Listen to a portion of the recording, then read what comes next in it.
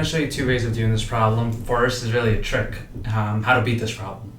And then the second will be how to do it properly. So let's start with how we can beat this problem. Let's see.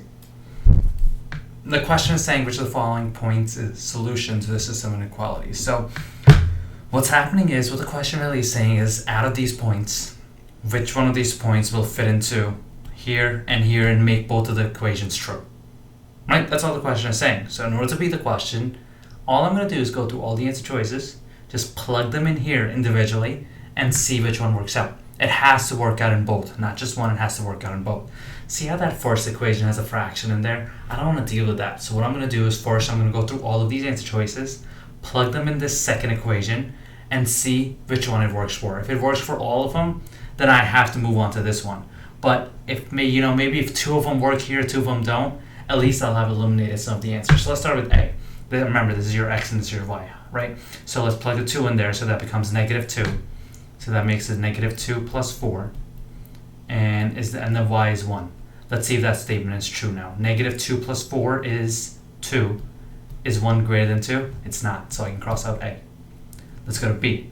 B is saying -2 plus 4 and 5 over here, because that's my y.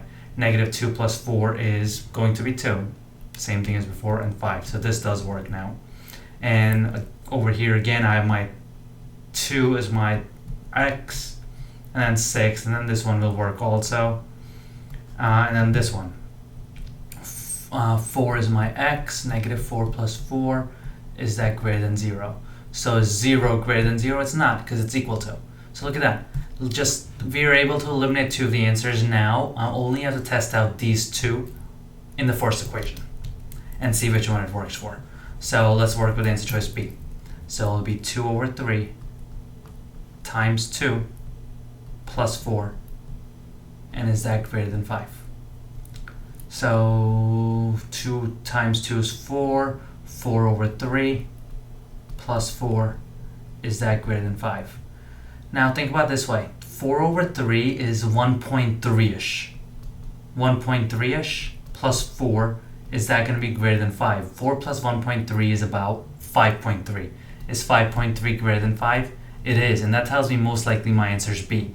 Now on the test, if I'm running on pace with time and whatnot, I'll check out C as well. But if not, I'll just pick B and I'll move on. But let's just try out C. I want to prove to you how it doesn't work out. So I'm trying out C over here. So it's 2 over 3 times 2 plus 4. Is that greater than 6?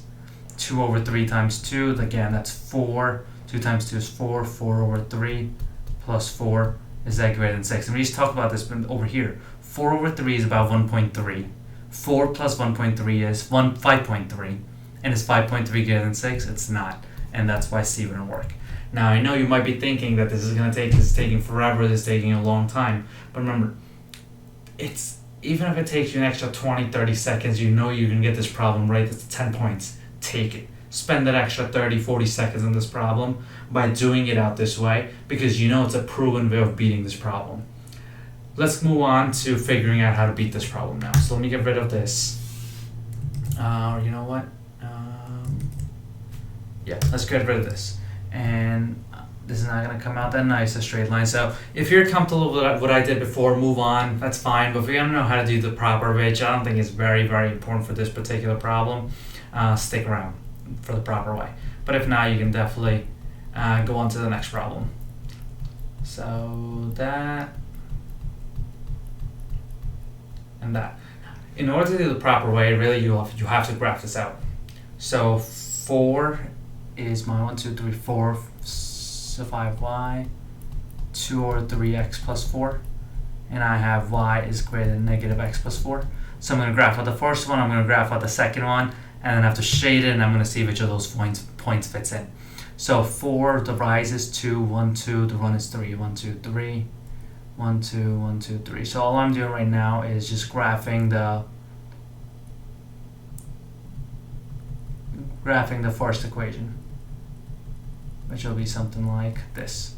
And over here now, this is saying that the y values are all less than that equation, so that means that everything down here is shaded.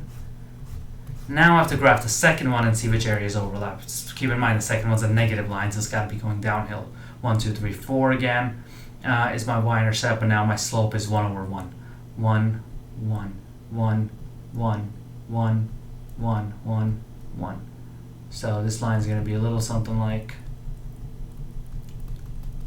this. And this is saying that the y values are all greater than this line. So you know that this portion right here is where they're going to overlap. And that's where my answer is going to come out. So 2, 1. 1, 2, 1 would be right there. So that wouldn't fall in that. So that's why I can eliminate answer choice A. Answer choice B would be 2, 5. 1, 2, 1, 2, 3, 4, 5. That's falling in that region. So I can keep that. And then I have 2, 6. 1, 2, 1, 2, 3, 4, 5, 6. You can see how that would be slightly out of it. And obviously you have to be a little more accurate in your piece of paper. And 2, 6 would be out of it, so C would be gone. And then D is 4, 0. 1, 2, 3, 4, 4, 0 would be right there. And that again doesn't fall into the shaded portion. And that's why the answer is B, which is what we got before too. So really the only other way to figure out system inequalities is to graph it out, and you have to be slightly accurate with your graphing so you can match up the points properly to figure it out. So I think the first way really works out better.